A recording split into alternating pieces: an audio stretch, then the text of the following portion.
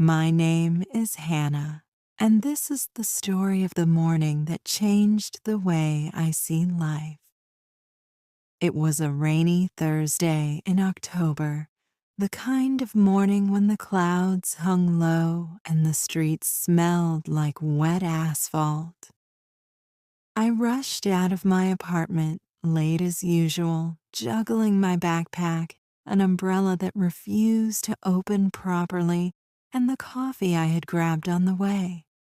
My hair was damp from the mist, and I could already feel that today wasn't going to be easy. As I turned the corner toward the bus stop, I saw the familiar blue and white city bus pulling away. My heart sank. "Wait!" I shouted, waving my arm desperately, but the driver didn't stop.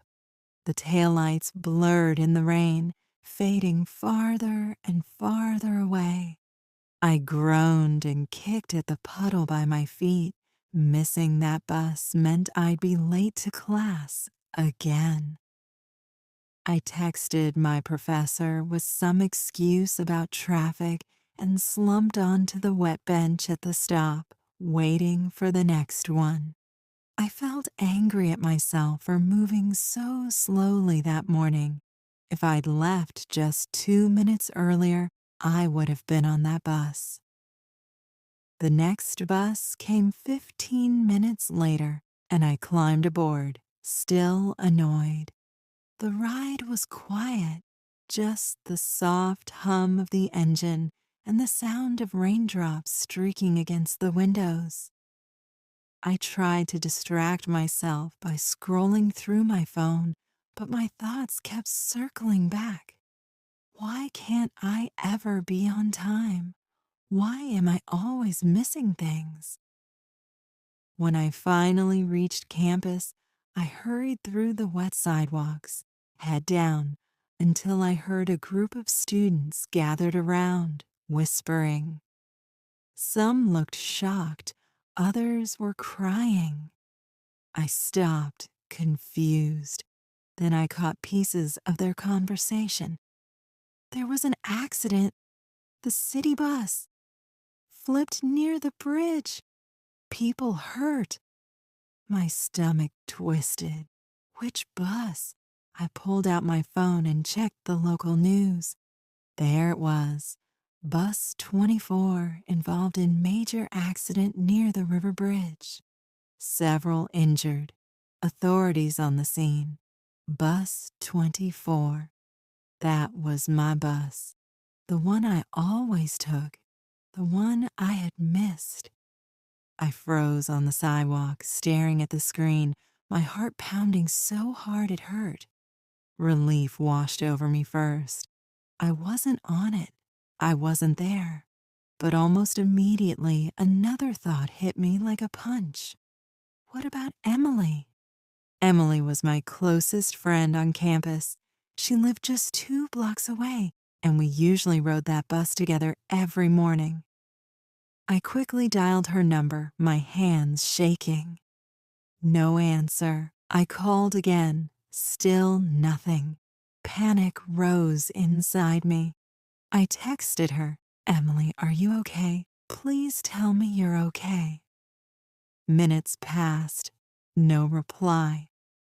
I rushed to the administration office, where other students had gathered trying to get information. Someone mentioned that passengers were being taken to the hospital. My chest tightened as I ran out into the rain again, barely noticing that I had dropped my umbrella along the way.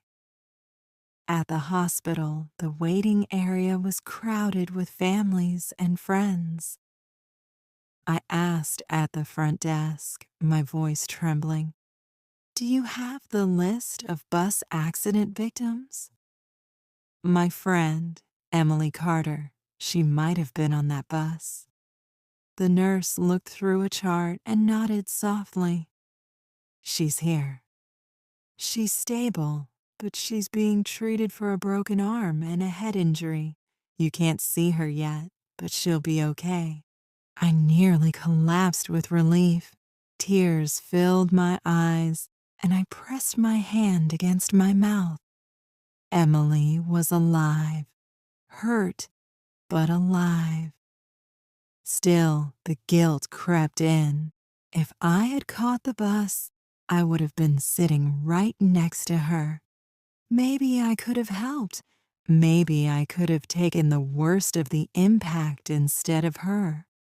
Or maybe I would have been another name on that chart. That night, I couldn't sleep. I kept replaying everything in my head, the bus pulling away, my frustration at missing it the moment I saw the news. I thought about how small decisions, like leaving 2 minutes late, could change everything. The next day, I visited Emily. She was pale but smiling, her arm in a cast. "You should have seen the bus, Hannah," she said softly. "People were screaming." I thought it was the end. I sat by her side, holding her good hand. "I should have been there with you," I whispered. She shook her head. "No, I'm glad you weren't. You're safe. That's what matters." Her words didn't ease the guilt completely, but they made me realize something important. Survival isn't something to apologize for. It's something to honor. Missing that bus wasn't just luck or chance. It was life reminding me how fragile everything is. In the weeks that followed, I stopped complaining about small things like running late or missing deadlines. I started appreciating simple moments. The taste of morning coffee, the warmth of sunlight after rain, the sound of laughter in crowded hallways. And every Sunday I visited Emily until she fully recovered. Now, whenever I see the bus pulling away and I'm not on it, I don't feel angry anymore. I just take a deep breath and remind myself sometimes being late means being alive.